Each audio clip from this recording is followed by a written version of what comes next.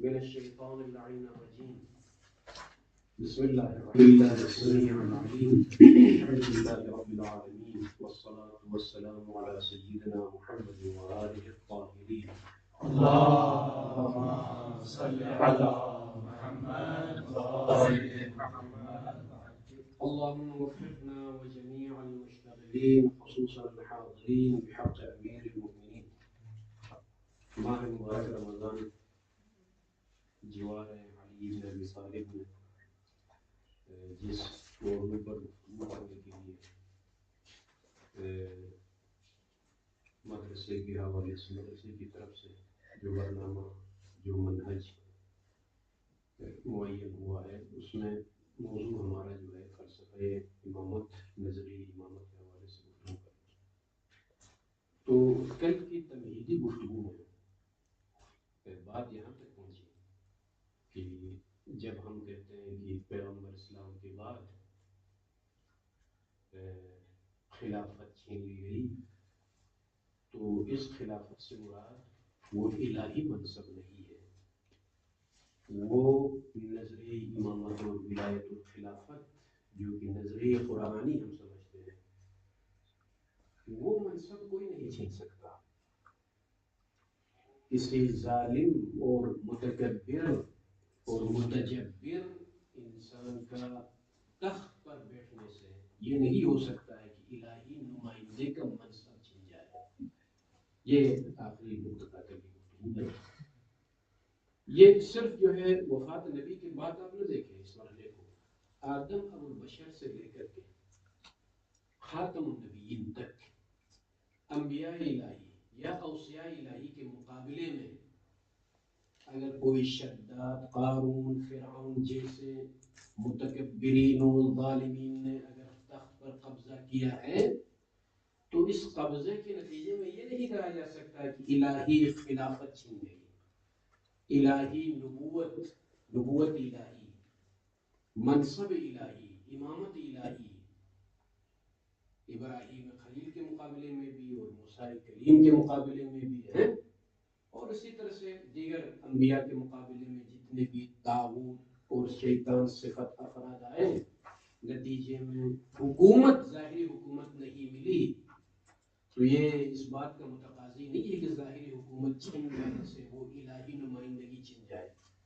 اسی لیے ہم نے عرض کیا کہ خدا کا جو نمائندہ ہے، جو منصوص من اللہ نمائندہ ہوتا ہے، وہ نبی ہو یا امام معصوم، ہمارے نظریے کے مطابق وہ زندان میں ہو، منصب حکومت پر ہو، مسند پر ہو، مسند زیر ممبر ہو، زیر ممبر ہو، ہر حال میں وہ نمائندہ الہی ہے.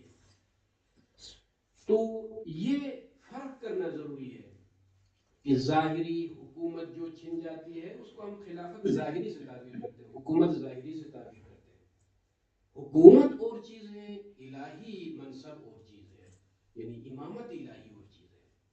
اسی لیے تین اہم چیزیں ہیں جب بھی ہم کہتے ہیں کہ ہذا خلیفۃ اللہ، او هذا منصوص من اللہ، او هذا امام من قبل اللہ، اللہ کی طرف سے یہ امام ہے اور یا اللہ کا نمائندہ ہے یا خلیفہ ہے، تو تین اہم چیزیں وہاں پر ملحوظ نظر ہوتی ہیں. پہلی چیز الحکومہ علی الناس، لوگوں پر حکومت، جس حکومت کے ذریعے سے الہی احکام کا نفاذ ہو.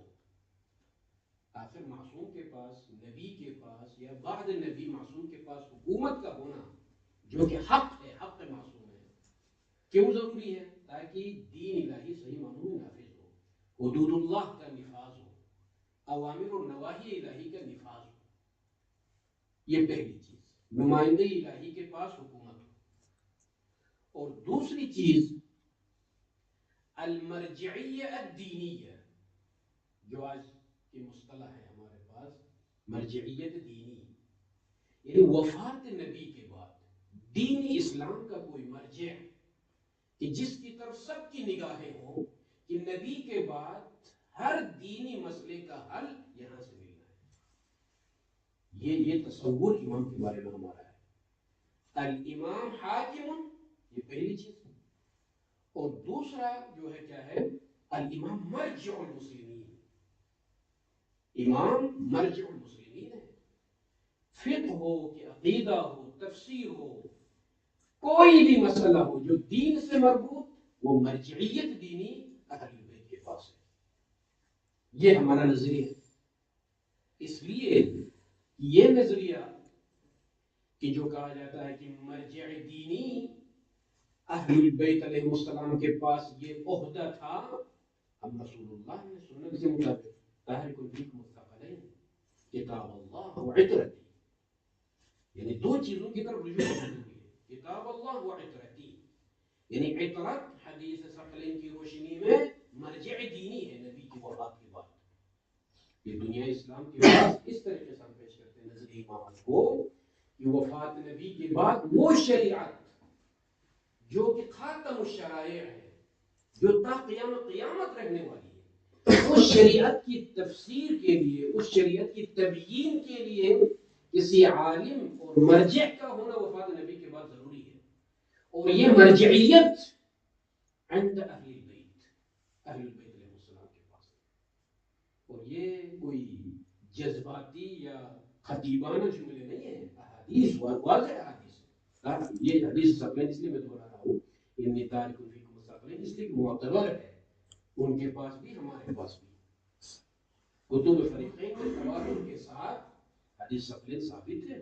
تاریخ الفقہ مستقلین کتاب اللہ و عطرتی. ہاں یہاں پر ایک شبہ ہے ہمارے مسلمان بھائیوں کی طرف سے بھائی تمسک کا حکم ہے حدیث ثقلین میں. اس طرح سے بھی کہا کرتے ہیں حدیث ثقلین میں تمسک کا حکم ہے. اور کیا نبی کی وفات کے بعد جو حاکم بنے جو خلفاء تھے یا جو اصحاب تھے انہوں نے تمسک کیا یا نہیں؟ کہتے ہیں کہ تمسک کیا ہے. وہ کیسے؟ اس لیے مشورہ لیتے تھے حضرت علی سے اور نماز جماعت میں ساتھ شریک ہوتے تھے اور محبت کا اظہار کرتے تھے.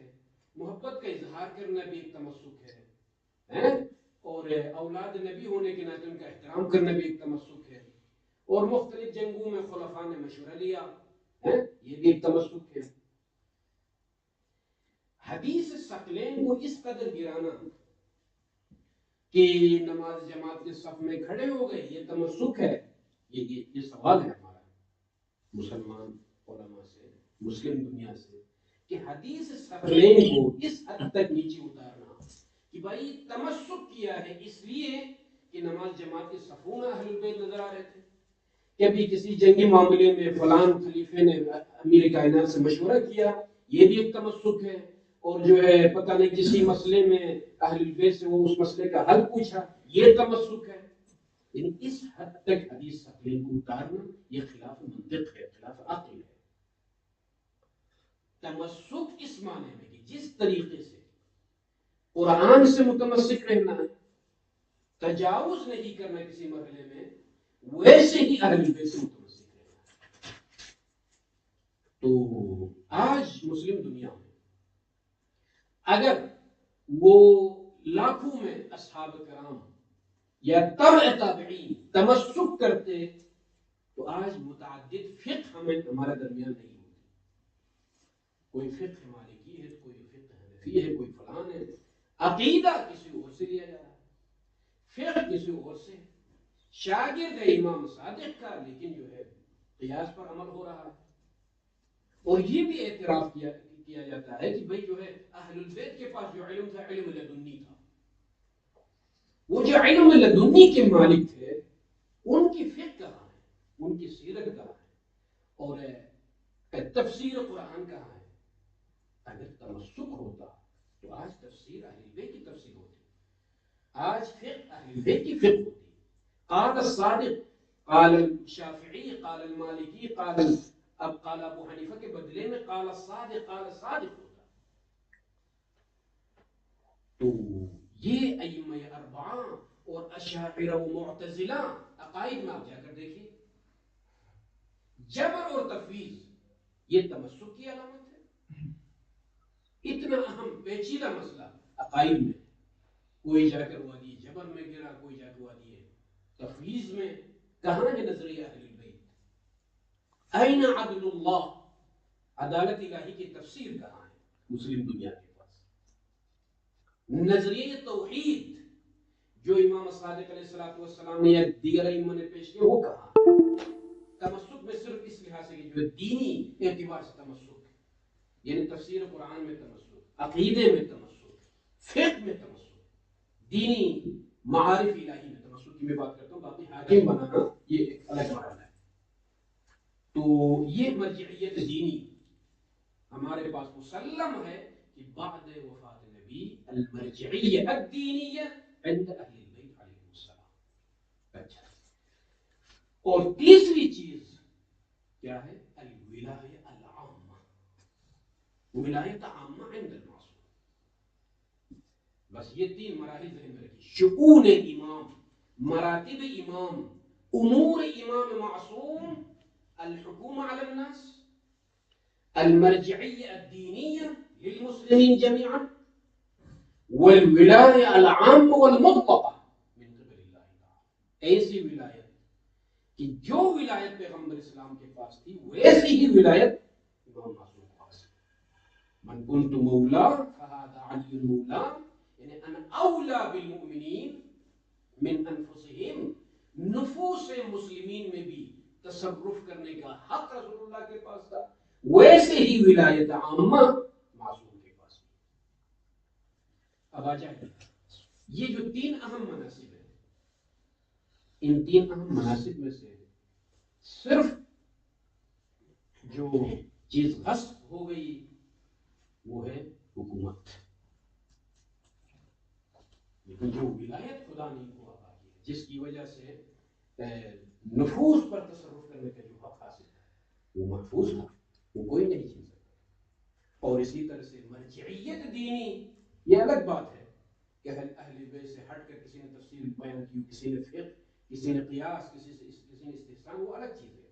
لیکن مرجعیت دینی کوئی بھی اسی لیے کہا جا سکتا ہے کوئی بھی علم علی اور خود علی کے درمیان کوئی حائل نہیں ہو سکتا، عصمت اہل البیت اور خود اہل البیت کے درمیان کوئی حائل نہیں ہو سکتا۔ ہاں، لوگ کہاں حائل ہو گئے، رکاوٹ کہاں بنے؟ حکومت اور اہل البیت کے درمیان رکاوٹ بنے، نہ منصب طہارت اور عصمت، نہ منصب علم لدنی، اور نہ ولایت جو اللہ کی طرف سے ان کے پاس تھی۔ ان چیزوں میں جو ہے رکاوٹ نہیں بن سکتے تھے، مگر الہی امور کے نفاذ کے لیے کرسی کی ضرورت تھی، جو کہ حق تھا حکومت کرنا، اس حق کو چھینا گیا۔ ایک مرحلہ۔ اب آ جائے دوسرے مرحلے میں، آخر امامت کی ضرورت، فلسفی امامت،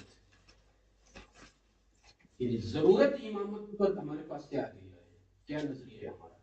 پہلی چیز ہدایت البشر، بشریت کی ہدایت۔ اہم وظائف امامت میں سے اور فلسفی امامت کی ضرورت کیوں پیش آئی نبی کے بعد، ایک اہم ترین مرحلہ ہدایت البشر، انسانیت کی ہدایت۔ اور ظاہر سی بات ہے پیغمبر اسلام ہادی تھے، اور پیغمبر اسلام کے بعد ایک اور نبی کا آنے کا جو سلسلہ تھا وہ ختم ہو گیا، خاتم النبیین ہے، خاتم الشرائع ہے ان کی شریعت، اور اس کے بعد جو سلسلہ ہدایت کا جاری رکھنا ہے وہ امامت کے ذریعے سے۔ اور دوسری چیز عرض کیا میں نے کہ مرجعیت دینی، پیغمبر اسلام کے بعد جس طریقے سے پیغمبر اسلام کی حیات طیبہ میں لوگ پیغمبر اسلام کی طرف دیکھتے تھے تمام وظائف دینی میں، ویسے ہی ایک قطب اور ایک مرکز کا ہونا ضروری ہے پیغمبر اسلام کے بعد۔ کیوں ضروری ہے؟ عرض کیا کہ یہ خاتم الشرائع ہے، خاتم النبیین ہے، قیامت تک رہنے والی شریعت کا کوئی مرکز علمی ہو، یہ ضروری ہے۔ قیامت تک جو شریعت، جس شریعت میں رہنا ہے، اس کے لیے کوئی مرکزیت کا تصور ضروری ہے، اور عملاً پیغمبر اسلام نے بتا دیا تاریخ فیکم ثقلین، کتاب اللہ وعترتی، هذا هو المرجع الدینی الی یوم القیامہ۔ اور تیسری چیز فلسفہ امامت میں تشریع الاحکام الفرعیہ الجزئیہ۔ ظاہر سی بات ہے 23 سالہ دور رسالت، 13 سال تو مکی زندگی تھی پیغمبر اسلام کی، جس میں ظاہر سی بات ہے کھل کر پیغمبر اسلام تبلیغ نہیں کر سکے. حتیٰ جہاد کا حکم بھی مکے میں نہیں ملا. ہجرت کے بعد 2 سال بعد جہاد کا حکم ملا. وہ 13 سالہ جو دور تھا مکی دور، اس میں تو پیغمبر اسلام کو وہ موقع نہیں ملا کہ دین کی تمام تفاصیل پہنچا دے. اور مدنی دور میں پھر جو ہے غزوات، جنگیں، جو سلسلہ جاری ہوا، نتیجے میں بہت سارے مسائل جن کی تفصیل بیان کرنا ضروری تھا وہ بیان نہیں ہو سکے وہ مسائل. اسی لیے امام معصوم کو یہ حق حاصل ہے کہ مبین دین محمدی، مفسر دین محمدی ہونے کے ناطے وہ تفاصیل سمجھائے امت کو جو پیغمبر اسلام کے دور میں جو مسائل بیان نہیں ہو سکے. پھر یہاں یہ محفوظ نظر ہو، کوئی یہ اعتراض نہ کرے کہ بھائی جو ہے دین تو مکمل ہو گیا، الیوم اکملت لکم دینکم واتممت علیکم. پھر کون سی تفسیر اور کون سے مسائل رہ گئے تھے کہ نتیجے میں تم لوگ امامت کا نعرہ بلند کرتے ہو اور امام کے ہونے کو ضروری سمجھتے ہو، اس کو جو ہے مبین دین، مفسر دین اور احکام شرعیہ کے بیان کے لیے. اس کا مطلب یہ ہے کہ تشیعوں کے پاس دین کامل نہیں تھا، دین کامل کرنے کے لیے امام بنایا گیا. فلاں نہیں، ایسی بات نہیں. اتمام دین میں امامت شامل ہے. امامت اسی لیے شامل ہے کہ تاکہ جس چیز کا تذکرہ یا جس مسئلے کا بیان نہیں ہوا دور رسالت میں، وہ امامت کے ذریعے سے بیان ہو. یہ بھی تکمیل دین ہے. تکمیل دین کا ایک اساسی رکن امامت ہے. امامت کے ذریعے سے دین مکمل ہونے کا مطلب یہ ہے کہ دین میں جو اجمال ہے پیغمبر اسلام کے دور میں جس کی تفسیر نہیں ہوئی ہے، اس کی تفسیر کا حق منصب امامت کے پاس ہے. جی ہاں، یہ فلسفہ امامت ہے. اور چونکہ وہ دین ایسا دین جس میں امامت شامل ہو، پھر اس کے بعد کسی نبی کو مبعوث کرنے کی ضرورت نہیں ہے. اس دین کی تفسیر کے لیے امام موجود ہے. دوبارہ مجدداً کسی اور نئی نبوت کی طرف ہم محتاج نہیں. جی ہاں، تو یہ ایک اہم چیز جو کہ فلسفہ امامت میں سے. اور ساتھ ساتھ اقامہ حکومت قائم کرنا. پیغمبر اسلام نے مدینہ منورہ میں حکومت قائم کی، اور وہ حکومت جو دشمنوں کے ساتھ ٹکرا رہی تھی پیغمبر اسلام کے دور میں. پیغمبر اسلام کو معلوم ہے کہ میرے بعد یہ جنگ جو ہے رکنے والی نہیں ہے، جنگ میں جاری رہنا ہے. منافقین موجود ہیں، سورہ منافقین مکمل ہے، سورہ نازل ہوا. اور کفار مقابلے میں، اسلام کے مقابلے میں کیا پیغمبر اسلام کو اطمینان اور سکون تھا کہ جو ہے اب جو ہے قیامت تک دین کے مقابلے میں کوئی دشمن نہیں آئے گا اور میری وفات کے بعد جو ہے کوئی دشمن اسلام پر حملہ نہیں کرے گا؟ کیا اطمینان تھا پیغمبر اسلام کو؟ نہیں. ہر حاکم جس کے پاس بادشاہت ہوتی ہے، آپ کے سامنے ہے ابھی اس دنیا میں کتنے ایسے ممالک جہاں پر بادشاہت قائم ہے، نسل در نسل یہ بادشاہتیں چلتی ہیں. کتنی فکر ہوتی ہے خاندان کو، ولی عہد بنایا جا رہا ہے. جو ہی بادشاہ بیمار ہوتا ہے فوراً ولایت عہدی کا اعلان ہوتا ہے، ولی عہد کے بعد کا ولی عہد کا اعلان ہوتا ہے. کیوں؟ الحفاظ علی الحکومہ، حکومت محفوظ ہو. اب ان کا ہدف جو ہے خاندان محفوظ رہے، خاندان کے پاس حکومت محفوظ رہے، یہ اہداف ہوتے ہیں دنیاوی بادشاہتوں کے پاس. لیکن نبی اعظم صلی اللہ علیہ وآلہ وسلم کو یہ فکر لاحق ہے کہ قیامت تک یہ شریعت میں رہنا ہے. اس شریعت کے نفاذ کے لیے بھی حکومت چاہیے، اور شریعت کے مقابلے میں آنے والے دشمنوں کو شکست دینے کے لیے بھی حکومت کی ضرورت ہے. فلسفہ امامت یہ ہے. امام کو گھر بٹھا کے پیش نماز کی جائے جو ہے سلام کلام کرنے کے لیے نہیں ہے. منصب امامت کا مطلب یہ ہے کہ اس کے پاس حکومت بھی ہو تاکہ دین صحیح معنوں میں نافذ ہو. لہٰذا ہم کہتے ہیں کہ حق حکومت معصوم کے لحاظ سے. اور اہم چیز جس کے ہم معتقد ہیں، الامام واسطۃ الفیض، فیض الہی، بشریت تک الہی فیوزات کے وصول کے لیے، رسائی کے لیے امام کا ہونا ضروری ہے. ایک روایت نہیں، اصول کافی اٹھا کر آپ دیکھیے. ہو ہی نہیں سکتا کہ روئے زمین حجت خدا سے خالی، وَبِهِ رُزِقَ الْوَرَىٰ، کسی معصوم ہستی کے ذریعے سے کائنات کو رزق دیا جاتا ہے. کائنات میں اگر حیات باقی ہے تو بھی وجود امام کے ذریعے سے.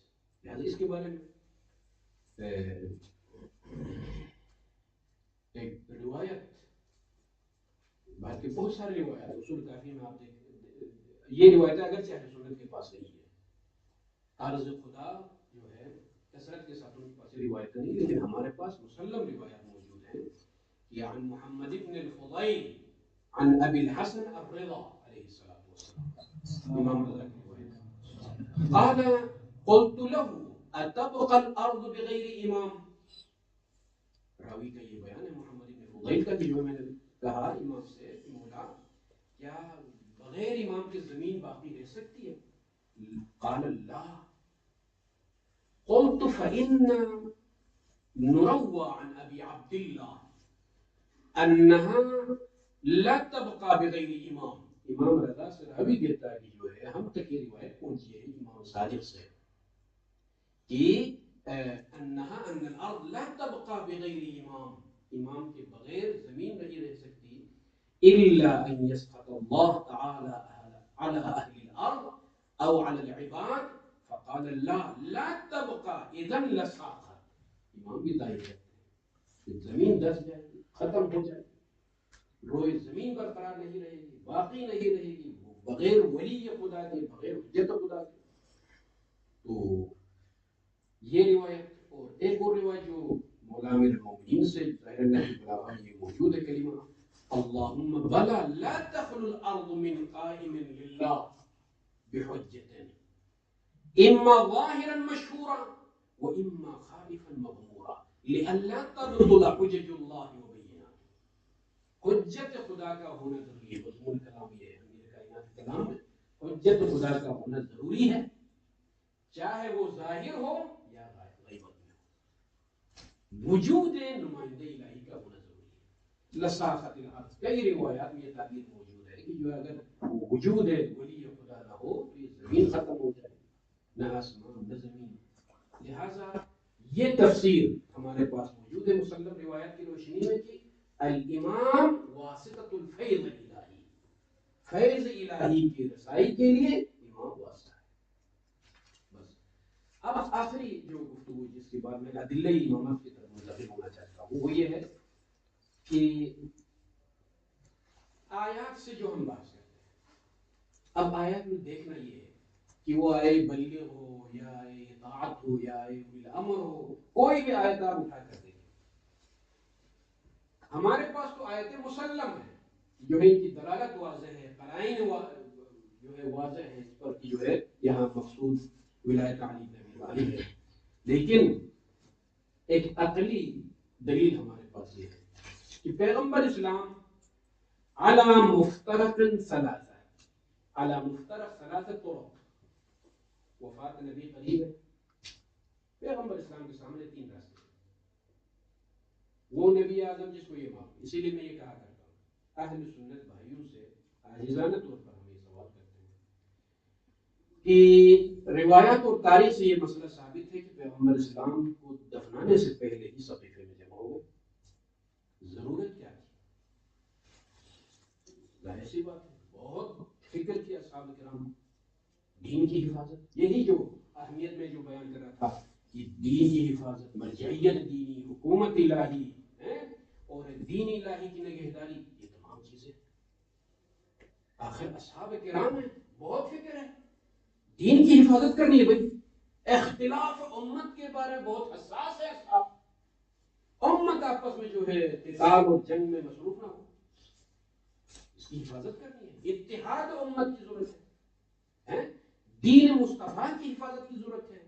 وہ جو حکومت پیغمبر اسلام نے مدینہ منورہ میں جس کی بنیاد رکھی اس کی حفاظت کی ضرورت ہے. بہت فکر ہے، خاص طور پر خلیفہ اول اور ثانی کو اس قدر فکر لاحق ہے دین کے بارے میں کہ ایسا نہ ہو کہ جو ہے امت مصطفیٰ بکھر جائے. بہت فکر ہے. ہم ان کو حق بجا نہیں سمجھتے. اہل سنت بھائی جو یہ کہتے ہیں کہ انتہائی دین کے بارے میں چونکہ قربانیاں ہیں اصحاب کرام کی، قربانیوں کی حفاظت، دین کی حفاظت ہے اور امت مصطفیٰ کی فکر لاحق ہو گئی، نتیجے میں صحیفہ بنی سعادہ میں اصحاب کرام جمع ہو گئے. ٹھیک ہے، اچھی بات.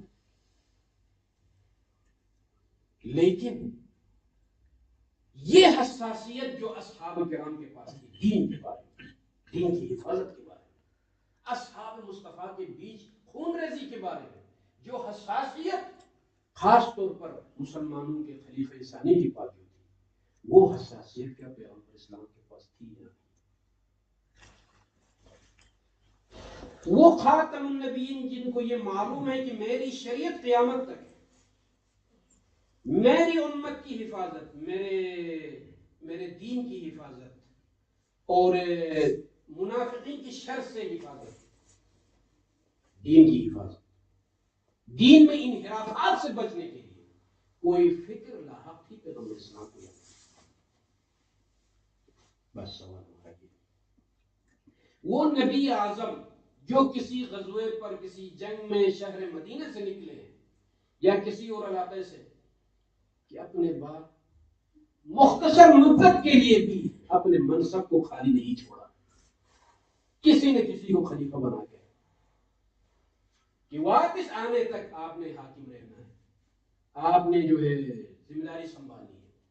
وہ نبی اعظم جن کو یہ معلوم ہے کہ بس اب زندگی ختم ہونے والی ہے لیکن قیامت تک دین نے رہنا ہے، امت کو بچانا ہے، وہ نبی اعظم جو حریص امت کے بارے میں، شفیق ہے امت کے بارے میں۔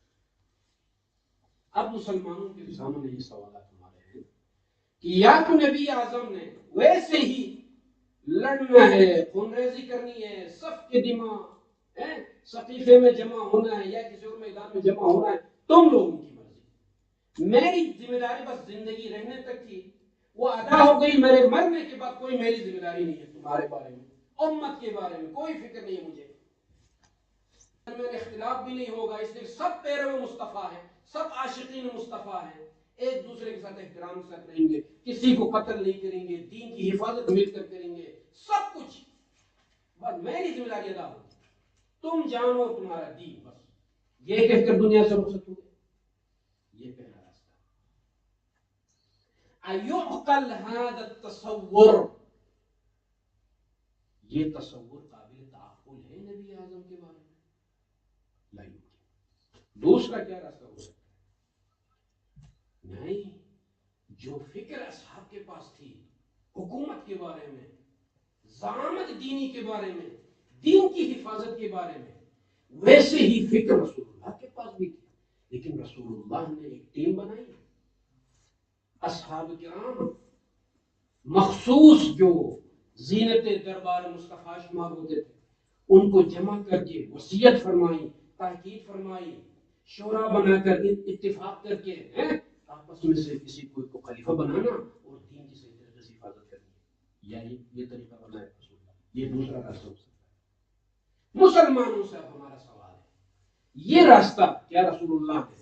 اس لیے کہ خلیفہ اول حضرت ابو بکر کو اس قدر فکر لاحق ہے کہ میرے جانے کے بعد دین کا کیا ہوگا، امت کا کیا بنے گا، جس طریقے سے وصیت فرمائی اپنے بات کے لیے، اور دوسرے خلیفۃ المسلمین حضرت عمر نے شورا بنا کر دین کے بارے میں بڑا درد ہے، امت کے بارے میں درد ہے، اسلام کے بارے میں درد ہے، شورا بنا کر باقاعدہ سے یہ تدبیر ان کے پاس تھی، کیا ویسے ہی تدبیر رسول اللہ نے اپنائی یا نہیں؟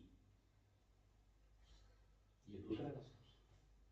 اگر اپنائی ہے تو وہ تدبیر دکھائی ہے۔ کون سی شورا بنی تھی وفات نبی کے بعد؟ جس شورا میں علی بن ابی طالب کو شامل کیا گیا، کیا ایسی ٹیم کمیٹی کوئی بنی تھی پیغمبر اسلام کے پاس؟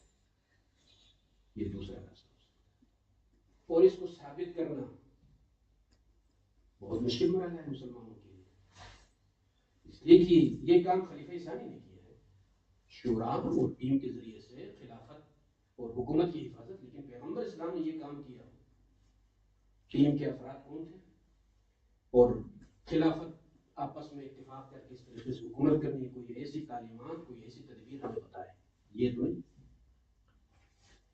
پہلا جو راستہ ہم نے بیان کیا، پہلا طریقہ، ممکن ہی نہیں ہے ذات نبی کے بارے میں کوئی یہ سوچے بیت الخلاء میں قدم رکھنے کے آداب بیان ہو لیکن دین کی حفاظت کا راستہ نہ بتایا پیغمبر اسلام، یہ نہیں تصور کیا جائے۔ جو فکر اصحاب کے پاس ہو دین محمد کے بارے میں، خود صاحب شریعت کے پاس وہ فکر نہ ہو. اسی لیے میں تقریر میں کہا کرتا ہوں کہ لاشعوری طور پر توہین رسالت ہو رہی ہے. جو یہ کہتا ہے کہ رسول نے کوئی رہنمائی نہیں کی حکومت ظاہری کے بارے میں، خلافت کے بارے میں، امت کے سپرد کیا کام کو، یہ توہین رسالت ہے.